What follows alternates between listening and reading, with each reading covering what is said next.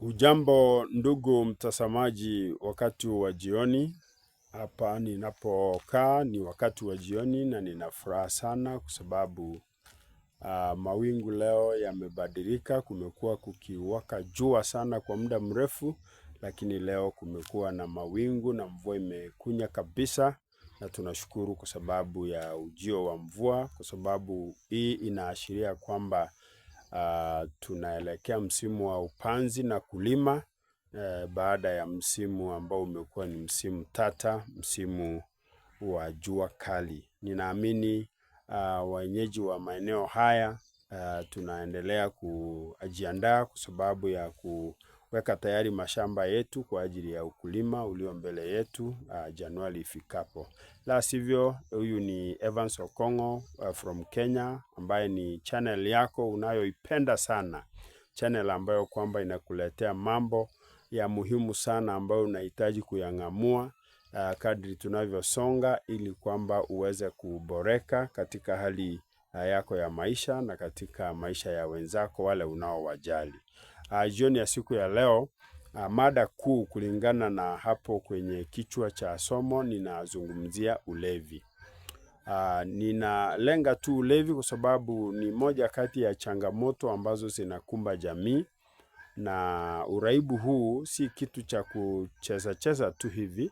Ni kitu ambacho kimeleta mhadhara mkubwa, ama imeleta fadhaa kubwa katika wale ambao kwamba wanategemea wengine na ikawa sivyo. Sasa tangu kitambo, kutoka hata kwa vitabu vitakatifu, hata katika maisha yetu ya kijamii, najua unywaji wa pombe umekuwa ukiwepo. Wengine wanakunywa vileo aina mbalimbali, na imeishia kuwa kama uraibu ambao kwamba unafurahisha watu sana, na wengine wanafanya hivyo kwa ajili ya kupoteza muda ama kuenda ili wajiliwaze, wasahau changamoto zinazowapata hapa na pale. Na mara nyingi hii inaleta mwamko wa mtu binafsi, na anafurahia kivyake.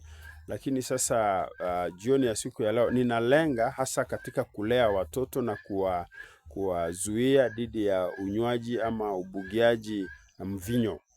Kwa sababu saa hii ninajua watoto wako kwenye likizo katika nchi zetu zote zinazozungumza Kiswahili, na hata zile zinazozungumza lugha nyinginezo katika ulimwengu kwa ujumla. Saa hii ni wakati wa kuelekea msimu wa Krismasi na mwaka mpya, na wakati mwingi watu wengi hupenda kuiga tabia ambazo labda wakati walipokuwa wakikua hawakuwa wakiziiga ama wakizifanya. Na moja kati ya tabia hizi sasa ni ubugiaji visivyo wa pombe. Ubugiaji. Sasa kwenye maandiko kuna habari ya mzee mmoja anaitwa Nuhu. Nina imani kwamba mna taarifa ya yule mzee. Ukiangalia kwenye kitabu cha Mwanzo pale 6, utagundua habari za mzee mmoja pale anaitwa Nuhu. Nuhu baada ya kwamba gharika imekuwepo, kuna wakati kakunywa mvinyo, na baada ya kunywa mvinyo akalala chakali, akatoa nguo zote, akawa uchi. Sasa baada ya kuwa uchi wa mnyama vijana wake, hiyo ni habari tunayoipata kwenye vitabu vitakatifu. Kijana wake mmoja akaenda akaangalia, akaona yu uchi, akarudi akicheka, na wengine kwa heshima na taadhima wakaja basi wakamfunika, wakamrudisha ndani. Hiyo ni athari ya unywaji ama ubugiaji wa mvinyo. Sasa ulikuwa umemharibu, na kwa namna moja hakuwa anafikiria inavyostahili. Ina maana kwamba basi kutoka kwa mtazamo huo, uwezekano upo kwamba tunapobugia mvinyo unaweza ukaadhiri namna tunavyoona vitu ama namna tunavyowaza. Ingawa wale ambao ni waraibu utasikia wakisema, unajua nikikunywa ndio ninapata akili. Ndani ya kileo hamna akili. Kitabu kingine kwenye maandiko wanasoma pale kinasema kwamba mvinyo hudhiaki na huleta ugomvi. Udhiaki na huleta ugomvi. Nilikuwa nauliza baadhi ya marafiki zangu wakati fulani hapa juzi kwamba hivi itakuwa kueje mtu akinywa uji na mwingine akanywa pombe, hivi ni nani akili yake itaadhirika? Ni nani ataambiwa simame kwa mguu mmoja ashindwe? Ni nani ataanguka? Nani anaweza akaropokwa? Tukagundua kwamba unapokuwa unabugia, basi uwezekano upo kwamba utaweza ukawa na mawazo yasiyokuwa razini. Kuna mambo ambayo kwamba huwezi ukayatekeleza kwa mujibu wa kibinadamu. Kama we ni dereva wakati wa likizo, kinywa pombe, uwezekano upo hutafikisha wasafiri nyumbani vizuri. Uwezekano upo hata ajali zikaongezeka, na hakika ukiangalia katika janibu zetu za Afrika Mashariki utagundua kwamba watu wengi wamepata hata ajali barabarani kwa sababu ya ulevi. Mwaka huu peke yake hata mimi nimempoteza rafiki yangu mmoja kwa sababu ya ulevi. Na njiani tu alikuwa akiendesha akagongwa na hivi kawa hivyo. Kwa hivyo sasa kitu ambacho ninapenda kukizungumzia wakati huu basi ni namna gani tunaweza tukadhibiti ama kuacha kabisa, maana hii ni tabia ambayo mtu huiga. Mtu asaliwe akiwa mlevi. Wewe ukaniambia tu kwa sababu labda babako kalewa. Mimi huyu ninayezungumza, babangu alikuwa kinywa. Siku moja tukiongea naye katika enzi za uhai wake, nakumbuka akiniambia kwamba alianza kunywa pombe mwaka wa 67. Akanywa hadi mwaka wa 99, lakini inshallah Mola naye huwa halali aliweza kumbadilisha na akawa amebadilika kabisa, akaacha uraibu huu. Kwa hivyo ni kitu ambacho kinawezekana mtu akaacha. Kuna wale wanakunywa sana, lakini kinawezekana mtu akaacha na akaishi maisha yake yaliyo salama. Sasa jioni ya siku ya leo mimi ninataka kuvalia njuga wazo hili la unywaji ama ubugiaji wa mvinyo.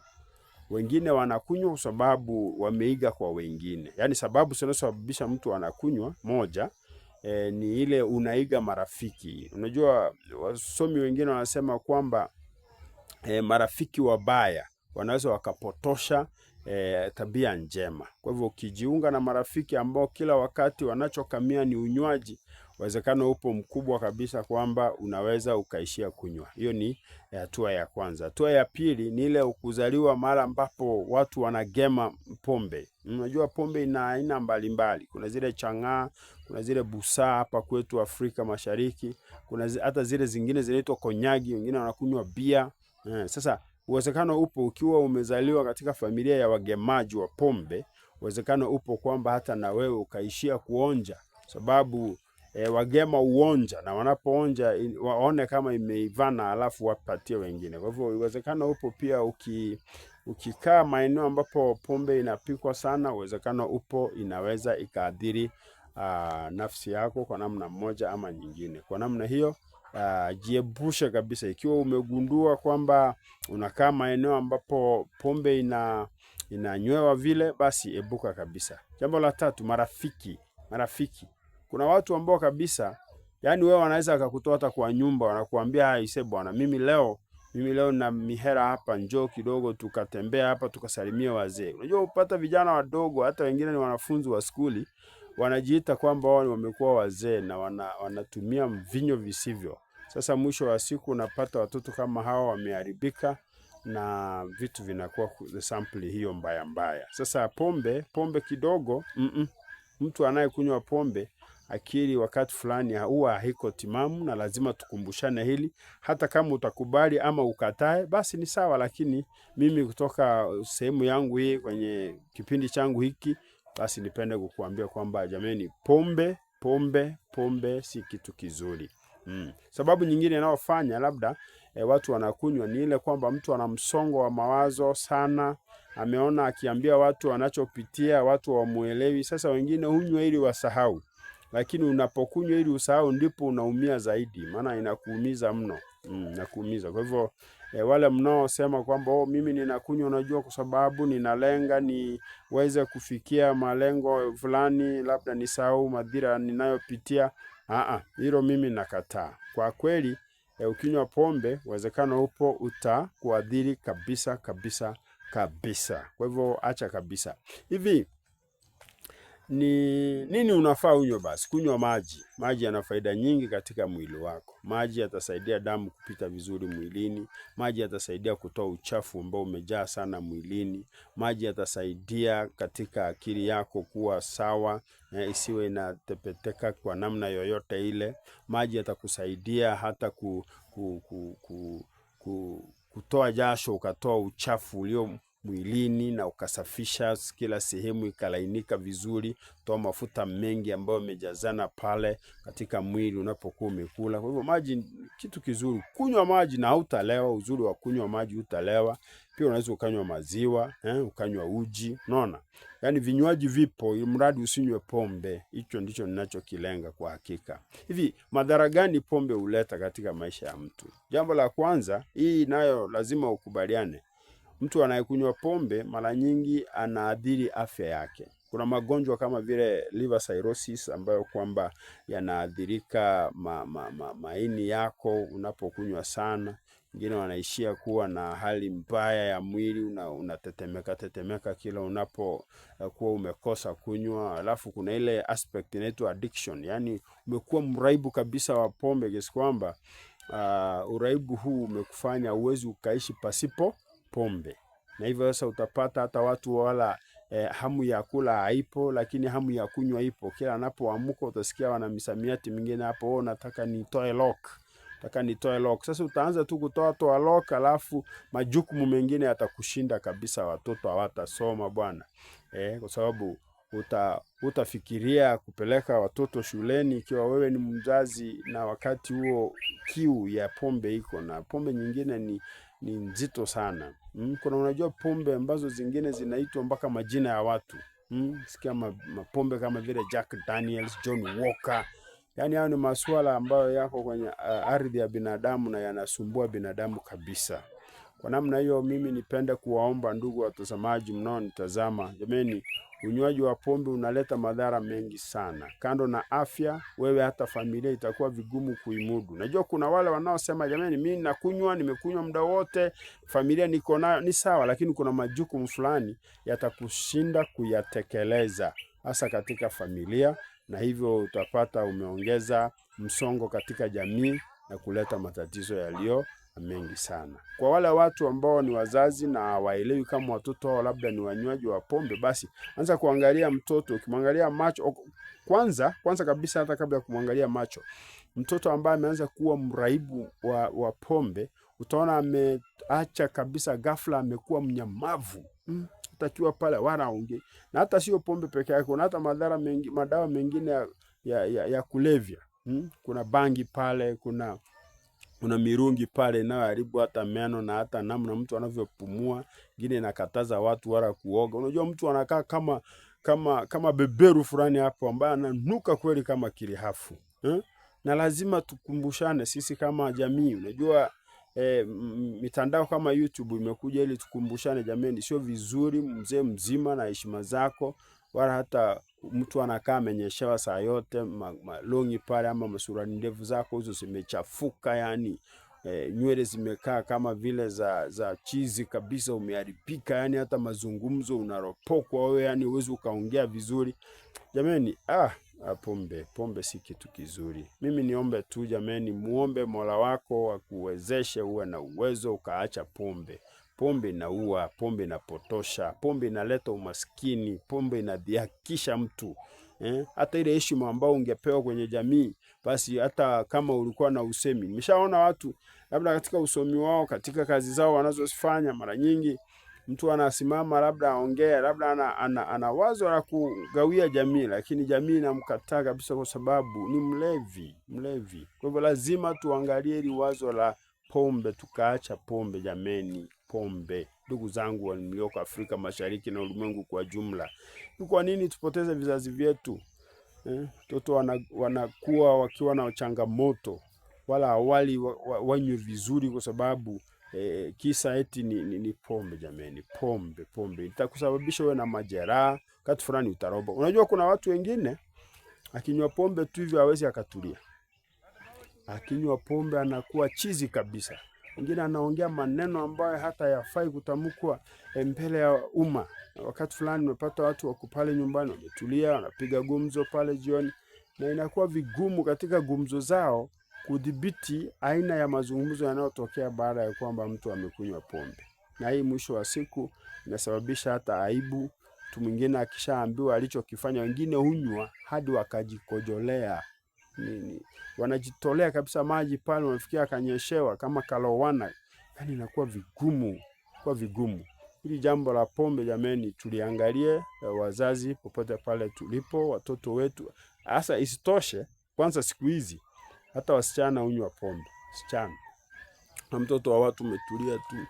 Mtoto na sura yake nzuri, amepelekwa shule vizuri, amesoma vizuri, lakini sasa shida pombe. Na ni uraibu tu ambao watu wameanzia pale shuleni, wameonja moja, wameonja mbili, kukatisha maisha bila tumaini. Jamani, si jambo zuri. Mimi nipende kuwaomba kutoka hapa niliko, yani kwa njia zote kabisa, kama unanipata na nimetumia lugha ambayo ni Kiswahili, jamani, pombe si kitu cha kufurahia. Utakufanya wewe mheshimiwa wa dakika kwa mawazo. Kwa kizungu tunasema you will be hallucinating. Yani utaona umejenga nyumba ya matofali, kujua rofa, unaishi kwenye rokshani kubwa pale juu, lakini kumbe vitu unavyovifanya jameni, niombe tu kwamba uguzwe popote pale ulipo. Tuache masuala ya unywaji. Namna moja ya kugundua kwamba watu ni walevi hata bila kumuona akienda akiyumba, moja utaona vitu vimeanza kupotea nyumbani. Mtu ataanza kunyamaza ghafla binivu.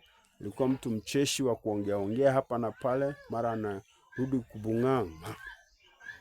Haya, anatelekeza majukumu. Ikiwa ni mzee ameanza kunywa pale, uwezekano upo taachia mama majukumu ya kuangalia watoto wanavyoendelea. Mama wengine jamani wametwishwa mzigo.